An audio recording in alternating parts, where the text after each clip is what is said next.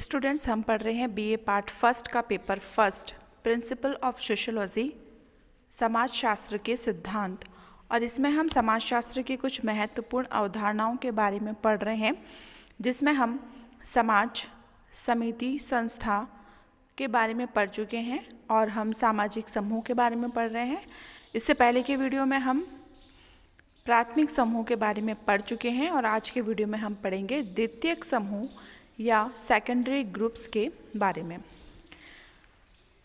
Charles कूले ने तो प्राथमिक समूह की ही अवधारणा के बारे में उल्लेख किया है, उन्होंने द्वितीयक समूह की अवधारणा का उल्लेख नहीं किया है। इतना अवश्य है कि प्राथमिक समूह की अवधारणा के कारण ही द्वितीयक समूह की अवधारणा का विकास हो सका है, लेकिन द्वितीयक समूह की अवधारणा चार्ल्स कूले के द्वारा नहीं दी गई है। चार्ल्स कूले ने केवल प्राथमिक समूह की अवधारणा दी है। जॉर्ज सी हॉमन्स और किंग्सले डेविस ने द्वितीयक समूह पर प्रकाश डाला था सबसे पहले, हॉमन्स और डेविस ने। प्रोफेसर डेविस ने द्वितीयक समूह के बारे में लिखा था कि द्वितीयक समूहों को स्थूल रूप से सभी प्राथमिक समूहों के विपरीत कहा जा सकता है और इसी रूप में उन्होंने द्वितीयक समूहों को परिभाषित किया था। बिरस्टेड ने कहा कि वे सभी समूह द्वितीयक हैं जो प्राथमिक नहीं हैं। तो यहाँ पर इन दोनों परिभाषाओं से ये स्पष्ट हो जाता है कि प्राथमिक समूह में पाई जाने वाली विशेषताओं के विपरीत प्रकार की विशेषताओं को व्यक्त करने वाले समूह ही द्वितीयक समूह हैं। और ऑगबर्न और निमकॉफ ने कहा है कि द्वितीयक समूह उसे कहते हैं जिनमें प्राप्त अनुभवों में घनिष्ठता का अभाव होता है। आकस्मिक संपर्क ही द्वितीयक समूह का सार तत्व है। लुंडबर्ग उन समूहों को द्वितीयक समूह मानते हैं जिनमें सदस्यों के संबंध अवैयक्तिक, हित प्रधान और व्यक्तिगत योग्यता पर आधारित होते हैं। तो स्टूडेंट्स, यहाँ पर इन सभी परिभाषाओं से हमें ये पता चलता है कि द्वितीयक समूह वे समूह हैं जिनमें सदस्यों के बीच अवैयक्तिक संबंध पाए जाते हैं। व्यक्तिगत रूप में सदस्यों को जानना यहाँ जरूरी नहीं होता है और ऐसे समूहों में शारीरिक निकटता भी अनिवार्य नहीं है। ये संबंध अनौपचारिक प्रकार के जीवन के किसी एक पक्ष से संबंधित अस्थायी प्रकार के विशेष हितों पर आधारित और हस्तांतरणीय होते हैं। यहाँ एक व्यक्ति के स्थान पर दूसरे का हस्तांतरण सुगमता से किया जा सकता है और ये समूह विशेष उद्देश्यों को पूरा करने के लिए बनाए जाते हैं। उद्देश्यों के पूर्ण होने पर ये समाप्त हो जाते हैं और इन समूहों में उच्च और निम्न प्रकार की परिस्थितियाँ भी हमें देखने को मिलती है। द्वितीयक समूह के सदस्यों के संबंधों में स्थायित्व और निरंतरता का अभाव भी पाया जाता है और ऐसे समूहों के सदस्य अपने आप को दृढ़ भावात्मक संबंधों में बंधा हुआ नहीं पाते हैं और इनमें स्नेह, सहानुभूति और दूसरों के हित को अपना समझने की प्रवृत्ति नहीं पाई जाती है। जैसे कि स्कूल, कॉलेज, राजनीतिक दल, मजदूर संघ और राष्ट्र द्वितीयक समूहों के उदाहरण माने जाते हैं और इनमें विशेष नियमों के आधार पर सदस्यता प्राप्त की जाती है। द्वितीयक समूहों का आकार और क्षेत्र काफ़ी विस्तृत होता है और इन समूहों की सदस्य संख्या हजारों लाखों तक हो सकती है। इनमें संचार के माध्यम के द्वारा सदस्यों में संपर्क स्थापित होता है। द्वितीयक समूहों के सदस्यों में घनिष्ठता का अभाव पाया जाता है और इन समूहों में व्यक्ति को नहीं बल्कि उसके कार्य को महत्व दिया जाता है। सभी द्वितीयक संपर्क समझौते की प्रकृति के होते हैं और इस प्रकार के संपर्क में सदस्य समझौते की शर्तों के अनुसार बंधे रहते हैं। सदस्यों के व्यवहार में औपचारिक नियम, विधियां और परंपराएं पाई जाती है और इनके माध्यम से सदस्यों के व्यवहार को नियंत्रित किया जाता है। सदस्यों के अधिकार और कर्तव्य समझौते की शर्तों के द्वारा ही निर्धारित होते हैं। इन समूहों का संगठन योजनाबद्ध प्रकार का होता है। द्वितीयक समूह के सफल संचालन के लिए ज़रूरी है कि सदस्यों में समूह के प्रति कुछ अपनत्व, त्याग और निष्ठा का भाव हो। इनके अभाव में कोई भी विश्वविद्यालय, श्रमिक संघ और राजनीतिक दल पूर्ण कुशलता के साथ काम नहीं कर सकता है। इसके अलावा द्वितीयक समूह की कुछ विशेषताएं यहाँ पर स्पष्ट होती है, जैसे कि द्वितीयक समूह जानबूझकर कुछ उद्देश्यों को प्राप्त करने के लिए संगठित किए जाते हैं और द्वितीयक समूहों में सदस्यों का एक दूसरे को व्यक्तिगत रूप से जानना ज़रूरी नहीं होता, जैसे कि प्राथमिक समूह में ज़रूरी होता है। और यहाँ पे संचार के साधनों के द्वारा सदस्यों के बीच संबंध स्थापित हो सकते हैं। द्वितीयक समूहों में शारीरिक निकटता का अभाव पाया जाता है और इनका आकार प्राथमिक समूहों की तुलना में काफ़ी विस्तृत और बड़ा होता है। द्वितीयक समूह व्यक्ति के जीवन के किसी पहलू विशेष से जुड़े होते हैं और ये व्यक्तित्व के किसी एक पक्ष को ही प्रभावित कर पाते हैं। द्वितीयक समूहों में सदस्यों के उत्तरदायित्व सीमित होते हैं और इनमें संबंध संविदा या समझौते की प्रकृति होती है जो निश्चित नियमों और शर्तों के आधार पर बनते हैं। संबंधों में औपचारिकता पाई जाती है, यहाँ व्यक्ति की बजाय परिस्थिति का महत्व अधिक होता है। द्वितीयक समूहों में संबंधों में घनिष्ठता का अभाव पाया जाता है और यहाँ व्यक्ति के बीच छुओ और जाओ, टच एंड गो के संबंध होते हैं। द्वितीयक समूह सदस्यों के विशिष्ट आवश्यकताओं को लेकर बनते हैं और इसीलिए इनका स्वतः विकास नहीं होता है। जैसे ही आवश्यकताएं बदलती हैं उनके साथ ही इन समूहों की प्रकृति में भी परिवर्तन आ जाता है। द्वितीयक समूह के कुछ प्रकार्यात्मक और अप्रकार्यात्मक पक्ष भी होते हैं जिनके बारे में हम यहाँ पढ़ने वाले हैं। सभ्यता के विकास के साथ साथ द्वितीयक समूहों की संख्या भी बढ़ती जा रही है। आज मनुष्य अनेक द्वितीयक समूहों की सदस्यता ग्रहण करता है और इनके माध्यम से वो अपनी अलग अलग प्रकार की आवश्यकताओं को पूरा भी करता है। जीवन के अलग अलग क्षेत्रों में सफलता प्राप्त करने के लिए अपने व्यक्तित्व का वह चहुमुखी विकास करना चाहता है और अपनी प्रतिभा को वो व्यक्त करने के लिए व्यक्ति को द्वितीयक समूहों की निश्चित रूप से आवश्यकता पड़ती ही है और वह विभिन्न प्रकार के द्वितीयक समूहों के माध्यम से ही अपनी शैक्षणिक योग्यता को बढ़ा सकता है। राजनीतिक, साहित्यिक और सांस्कृतिक गतिविधियों में व्यक्ति सम्मिलित भी हो सकता है। व्यक्ति द्वितीयक समूहों के माध्यम से ही विशेषज्ञ ज्ञान प्राप्त कर सकता है, वकील, डॉक्टर या प्रोफेसर बन सकता है। तो इस संदर्भ में जहां हम द्वितीयक समूह के प्रकार्यात्मक पक्ष या इसके लाभों पर विचार करेंगे। सामाजिक परिवर्तन और प्रगति में द्वितीयक समूह सहायक होते हैं, योगदान देते हैं। इन समूहों के प्रभाव से व्यक्ति तार्किक दृष्टिकोण को अपनाता है, भाई भतीजावाद से कुछ सीमा तक मुक्त होता है और प्रथाओं, रूढ़ियों और अंधविश्वासों से छुटकारा प्राप्त करता है। इन समूहों में व्यक्ति विभिन्न प्रकार के व्यवहारों से परिचित होता है और उन्हें ग्रहण करने का भी प्रयत्न करता है। ये समूह व्यक्ति को प्रतिस्पर्धा की ओर प्रेरित करते हैं और उसे आगे बढ़ने को प्रोत्साहित करते हैं, भविष्य के प्रति आशावान बनाते हैं और अपने प्रयत्नों के आधार पर नवीन परिस्थितियां अर्जित करने के लिए नए नए अवसर प्रदान करते हैं। द्वितीयक समूह व्यक्ति और समाज में जागरूकता उत्पन्न करने में भी महत्वपूर्ण योगदान देते हैं। ये व्यक्ति में विवेक को जागृत करते हैं, तार्किक दृष्टिकोण अपनाने में उसकी सहायता करते हैं और इन समूहों के माध्यम से व्यक्ति में अपने अधिकारों के प्रति सजग रहने की आवश्यकता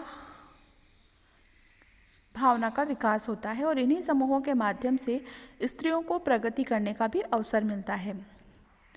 द्वितीयक समूह व्यक्ति को श्रम के महत्व को परिचित कराते हैं, उसे कर्मठ बनाते हैं, श्रम का विकास पुरस्कार देकर उसे अधिक प्रयत्न करने के लिए प्रेरित करते हैं।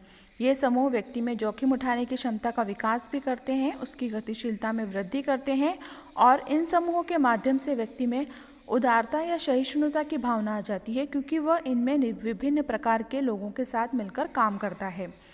द्वितीयक समूह की सदस्यता से व्यक्ति बदलती हुई परिस्थितियों के साथ सुगमता से समायोजन कर पाता है। द्वितीयक समूह श्रम विभाजन और विशेषीकरण को महत्व देते हैं जिससे व्यक्ति के ज्ञान और कुशलता में वृद्धि होती है। आज के जटिल और औद्योगिक समाजों में इन समूहों के माध्यम से ही सामाजिक नियंत्रण बनाए रखा जा सकता है। प्रथाएं, परंपराएं, रूढ़ियां और धर्म आज विविधतापूर्ण जटिल समाजों में प्रभावशाली ढंग से सामाजिक नियंत्रण नहीं रख सकते।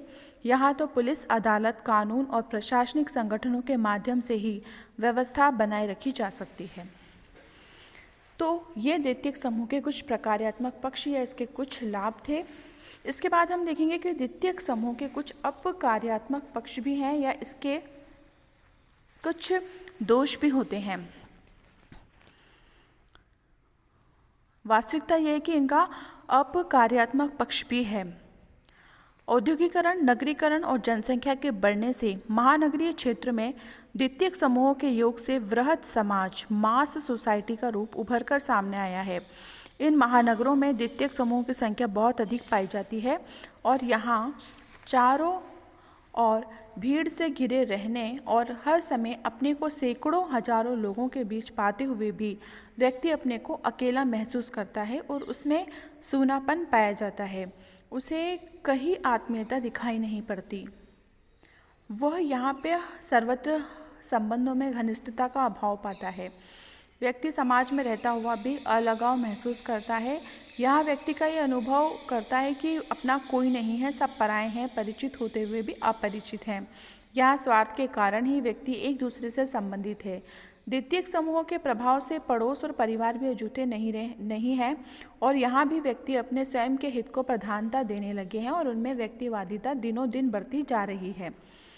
ये सारी स्थिति व्यक्ति में घुटन पैदा करती है, मानसिक असुरक्षा उत्पन्न करती है और वह अनेक तनावों और कुंठाओं से अपने को ग्रसित पाता है। ये स्थिति विघटनात्मक तत्वों को जन्म देती है, पारिवारिक संबंधों तक में शिथिलता लाती है। बिल स्ट्रीट ने बताया है कि ये बार बार सिद्ध किया जा चुका है।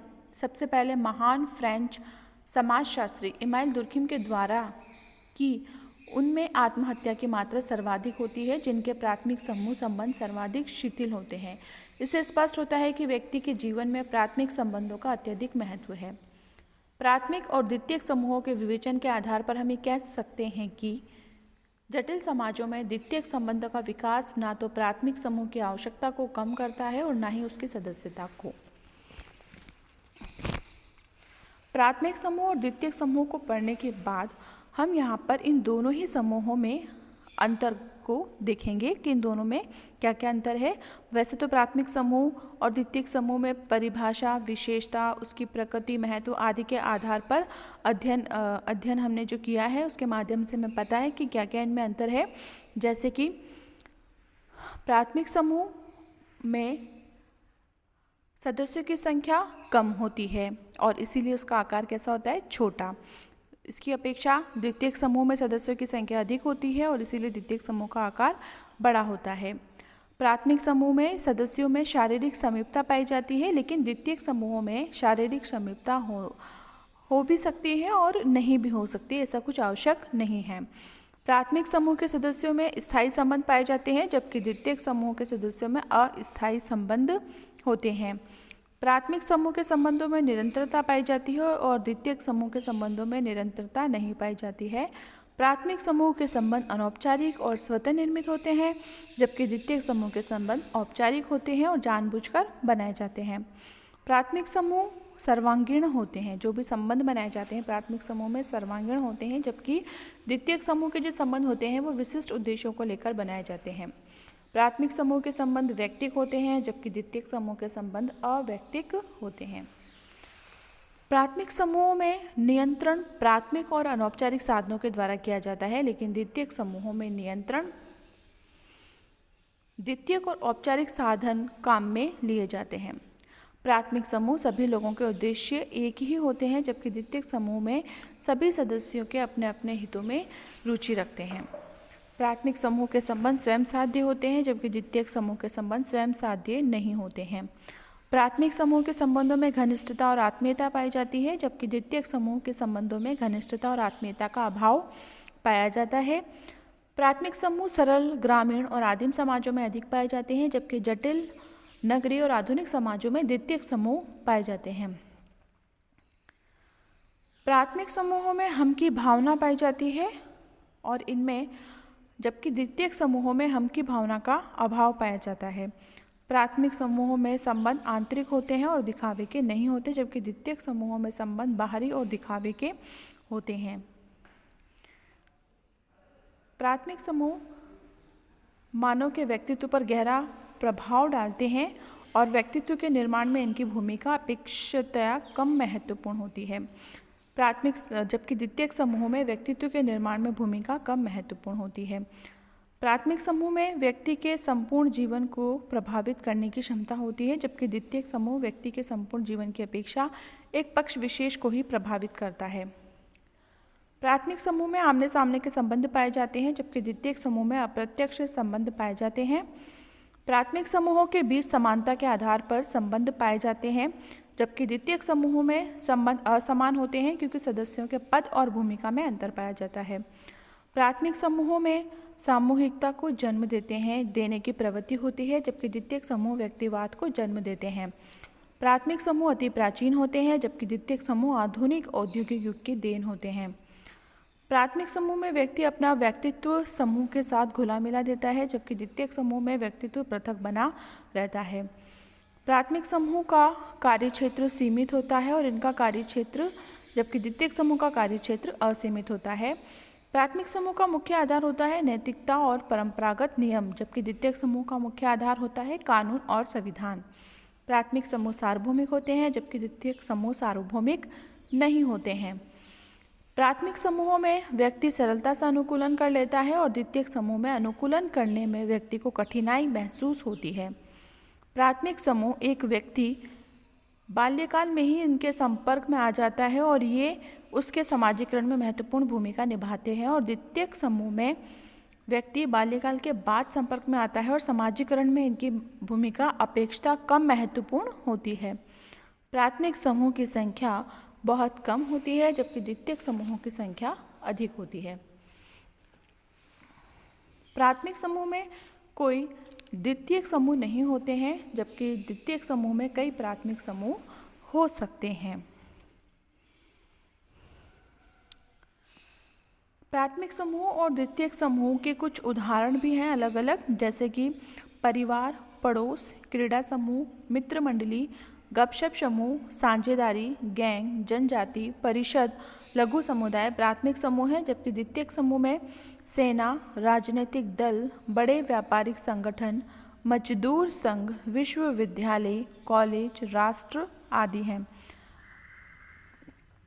प्राथमिक समूह की दो प्रकार की विशेषताएं होती हैं। भौतिक विशेषताओं में है शारीरिक समीपता, लघु आकार, संबंधों की निरंतरता, और द्वितीयक समूह में है प्राथमिक समूह की मानसिक विशेषता है उद्देश्यों की समानता, संबंध स्वयं साध्य होते हैं, व्यक्तिक संबंध होते हैं, संबंधों की संपूर्णता, संबंध स्वतः विकसित, अत्यधिक नियंत्रण शक्ति, भावनात्मक लगाव, घनिष्ठता, सहयोग, आमने सामने के संबंध और मानसिक सुरक्षा। द्वितीयक समूह में की कुछ विशेषताएं होती हैं, जैसे कि बड़ा आकार का होना, शारीरिक निकटता का अभाव होना, सीमित उत्तरदायित्व होना, समझौते पर आधारित संबंध, औपचारिकता, घनिष्ठता का अभाव, विशिष्ट उद्देश्यों से निर्मित, भावात्मक लगाव नहीं, प्रतिस्पर्धा जानबूझकर निर्मित, आमने सामने के संबंधों का अभाव। स्टीवर्ट और गिलीन ने प्राथमिक और द्वितीयक समूहों के भेद के बारे में दो महत्वपूर्ण बातें बताई हैं। प्राथमिक और द्वितीयक समूह केवल आदर्श प्रारूप हैं जिनका उद्देश्य अध्ययन और विश्लेषण को सुगम बनाना है। वास्तविक जीवन में अधिकांश संबंध ना तो प्राथमिक होते हैं और ना ही द्वितीयक, बल्कि उनमें दोनों की ही विशेषताओं का समावेश होता है। प्राथमिक समूहों का निर्माण द्वितीयक समूहों से होता है। सेना, विश्वविद्यालय, फैक्ट्री, उद्योग द्वितीयक समूह है, जिनमें अनेक छोटे छोटे प्राथमिक समूह जैसे कि मित्र मंडली और गपशप समूहों के रूप में देखे जा सकते हैं। आभासी या अर्ध प्राथमिक समूह, कुछ ऐसे समूह भी हैं जिनमें प्राथमिक और द्वितीयक समूहों की कुछ मिश्रित विशेषताएं पाई जाती हैं, जिन्हें चार्ल्स कूले ने अर्ध प्राथमिक समूह कहा है। और इन्हें अर्ध प्राथमिक समूह इसलिए कहा जाता है कि ये समूह सदस्यों की संख्या, घनिष्ठता और आमने सामने के संबंधों की दृष्टि से तो प्राथमिक होते हैं, लेकिन संरचना और संगठन की दृष्टि से द्वितीयक समूहों के निकट होते हैं। ये समूह स्वतः विकसित नहीं होते, बल्कि जानबूझकर इनका निर्माण किया जाता है। इनका लक्ष्य कुछ विशिष्ट हितों की पूर्ति करना होता है। अर्ध प्राथमिक समूह को परिभाषित करते हुए चार्ल्स कूले ने कहा है कि ये घनिष्ठ आमने सामने के संबंधों के द्वारा संगठित वे समूह हैं जो अपनी अर्ध प्राथमिक समूहों में अपनी संगठन संबंधी विशेषताओं और विशेष उद्देश्य के कारण सीमित आकार के होते हैं। चार्ल्स कूले ने अर्ध प्राथमिक समूहों में स्काउट ग्रुप, लघु विचार गोष्ठी, सामाजिक वर्ग, क्लब, ग्रामीण मनोरंजन केंद्र आदि को गिना है, और कुछ विद्वानों ने आभासी समूहों का भी उल्लेख किया है। बॉटोमोर ने आभासी समूह को परिभाषित करते हुए कहा है कि आभासी समूह एक ऐसा योग है जिसमें संरचना और संगठन की कमी होती है और जिसके सदस्य समूह के अस्तित्व के प्रति अनभिज्ञ और कम जागरूक हो सकते हैं। इन्होंने आभासी समूहों में सामाजिक वर्ग, परिस्थिति समूह, आयु और लिंग समूह और भीड़ को सम्मिलित किया है। गिन्सबर्ग ने भी आभासी समूह का उल्लेख अपनी पुस्तक सोशियोलॉजी में किया है, और वह आभासी समूह का प्रयोग मनुष्य के ऐसे संकलन के लिए करते हैं जिसका कोई निश्चित ढांचा नहीं होता। फिर भी उसके सदस्यों में समान रुचियां और व्यवहार प्रतिमान पाए जाते हैं। मर्टर ने आभासी समूह को मनुष्यों का एक ऐसा संकलन माना है जिसमें समान शारीरिक और सामाजिक लक्षण पाए जाते हैं कि लेकिन वे परस्पर अंतःक्रिया नहीं करते और इसमें घनिष्ठ सामाजिक संबंध नहीं पाया जाता। प्राथमिक और अर्धप्राथमिक समूह के भेद के आधार पर हम उन्हें ठीक प्रकार से और अच्छे से समझ सकते हैं। प्राथमिक समूह व्यक्ति की संपूर्ण क्रियाओं को प्रभावित करते हैं, जबकि अर्धप्राथमिक समूह कुछ विशेष हितों और व्यवहारों को ही प्रभावित करते हैं। प्राथमिक समूह में अर्धप्राथमिक समूह की अपेक्षा अधिक एकीकरण पाया जाता है। प्राथमिक समूह का आकार छोटा होता है जबकि अर्धप्राथमिक समूह का आकार बड़ा होता है। प्राथमिक समूह में सदस्यों की संख्या कम होती है जबकि अर्धप्राथमिक समूह में सदस्यों की संख्या ज़्यादा होती है। प्राथमिक समूहों का निर्माण स्वतः होता है और अर्धप्राथमिक समूहों का जानबूझकर निर्माण किया जाता है। प्राथमिक समूह अर्धप्राथमिक समूह की अपेक्षा अधिक स्थायी होते हैं। प्राथमिक समूह में संबंध घनिष्ठ होते हैं और अर्धप्राथमिक समूह में नहीं होते हैं। प्राथमिक समूह में संबंध प्रत्यक्ष और आमने सामने के होते हैं जबकि अर्धप्राथमिक समूह में नहीं होते हैं।